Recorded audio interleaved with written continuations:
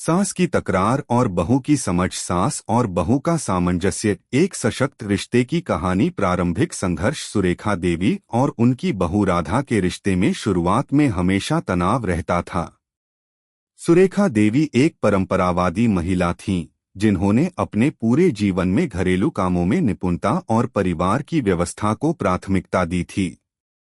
राधा, जो कि एक शिक्षित और स्वतंत्र विचारों वाली महिला थी, अपने करियर और व्यक्तिगत स्वतंत्रता को महत्व देती थी। शादी के बाद जब राधा अपनी सास के घर आई, तो कई बातों को लेकर मतभेद होना शुरू हो गए थे।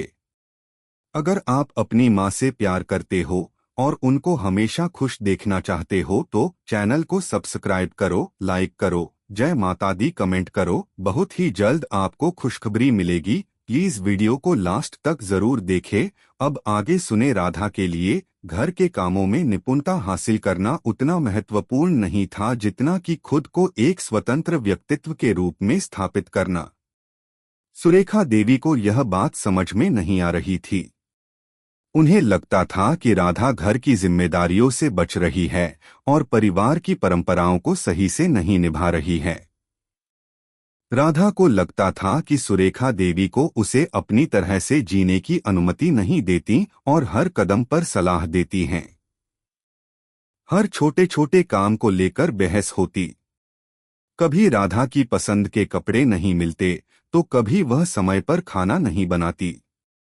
सुरेखा देवी को यह लगता कि राधा घर की साज सज्जा और समय की बर्बादी में व्यस्त रहती है, जबकि घर की जिम्मेदारियां उसे निभानी चाहिए। राधा भी सास की बातों को नजरअंदाज कर देती थी और कहती थी, माँ, यह समय बदल चुका है। अब महिलाएं केवल घर की चारदीवारी तक सीमित नहीं रहती। इससे रिश्ते में एक खाई बढ़ने लगी। दोनों के बीच संवाद बंद हो गया और घर में माहौल हल्का सा खट्टा हो गया। दिन पर दिन यह स्थिति खराब होती गई और यह महसूस होने लगा कि यह रिश्ता कभी सामान्य नहीं हो सकता। एक पल जब बदलाव आया। फिर एक दिन राधा के साथ कुछ ऐसा हुआ जिसने उसकी जिंदगी और सास के साथ रिश्ते को हमेशा के लिए बदल दिया।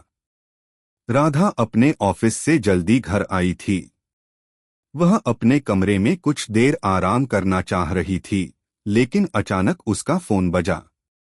यह फोन उसके ऑफिस से था और उसे तुरंत एक बड़ी बैठक के लिए बुलाया गया था। राधा घबराई हुई थी क्योंकि घर में खाना नहीं बना था और उसका समय बहुत कम था। इसी दौरान सुरेखा देवी ने राधा को देखा और पूछा, क्या हुआ बेटी? तुम इतनी घबराई हुई क्यों हो? राधा ने कहा, माँ, मुझे तुरंत ऑफिस जाना है, लेकिन खाना नहीं बना पाई और मुझे बैठक भी अटेंड करनी है। सुरेखा देवी ने एक गहरी सांस ली और कहा, बिल्कुल, तुम ऑफिस जाओ, मैं यहाँ घर का काम कर लूंगी। यह सुनकर राधा थोड़ी अचंभित हुई।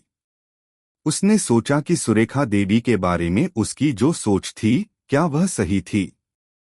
जब राधा ऑफिस चली गई तो सुरेखा देवी ने न केवल खाना बनाया बल्कि घर की सफाई भी की और राधा के कमरे में किताबों और सामान को सहेजा। जब राधा शाम को घर लौटी तो उसे देखकर उसकी आंखों में आंसू थे। सुरेखा देवी ने उसे समझाया, बेटी, हम सभी को अपने अपने कामों में व्यस्त रहना चाहिए, लेकिन रिश्तों की अहमियत भी समझनी चाहिए। मैं जानती हूं कि तुम्हें खुद को साबित करने का अवसर चाहिए, लेकिन याद रखना, हर माँ बेटी का रिश्ता थोड़ा मुश्किल होता है, लेकिन अगर हम एक दूसरे को समझें तो यह सब आसान हो सकता है। राधा ने सुरेखा देवी के इस व्यवहार को महसूस किया और उसे समझने लगी कि हर सास बहू के रिश्ते में खटास सिर्फ इसलिए आती है क्योंकि हम एक दूसरे को सही से समझ नहीं पाते।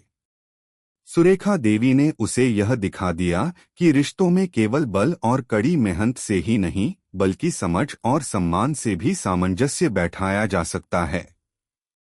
बदलाव की शुरुआत। इसके बाद राधा और सुरेखा देवी के बीच एक नया रिश्ता बनने लगा। राधा ने समझा कि उसकी सास का व्यवहार कभी कभी बहुत सख्त होता था, लेकिन वह केवल परिवार और परंपराओं की महत्ता को समझती थीं। राधा ने घर के कामों में मदद करना शुरू किया और सुरेखा देवी ने भी राधा की स्वतंत्रता और करियर को समर्थन दिया। राधा ने अब समझ लिया था कि सास का कड़ापन उनके प्रेम और सुरक्षा की अभिव्यक्ति हो सकती है। वह धीरे धीरे अपने सास के साथ पारिवारिक मामलों में भी शामिल होने लगी और घर की छोटी छोटी बातें करने लगी। सुरेखा देवी भी राधा की स्वतंत्रता और विचारों का सम्मान करने लगी। दोनों के बीच अब पहले जैसा तनाव नहीं था। वे एक दूसरे से बात करती, एक दूसरे की मदद करती और सबसे महत्वपूर्ण बात यह थी कि वे एक दूसरे के दृष्टिकोण को समझने लगी थीं। राधा अब घर की जिम्मेदारियों को अपने सास के साथ साझा करती थी और सुरेखा देवी ने राधा को यह महसूस कराया कि वह उसकी बेटी की तरह है, जिसे उसने अपनी देखभाल में लिया है। अंततः सामंजस्य समय बीतने के साथ राधा और सुरेखा देवी का रिश्ता पहले से कहीं ज्यादा मजबूत हो गया। दोनों ने एक दूसरे की कद्र और समझदारी को पहचाना। राधा ने अपने करियर के साथ साथ घर के कामों में भी हिस्सेदारी ली और सुरेखा देवी ने राधा को कभी महसूस नहीं होने दिया कि वह अकेली हैं।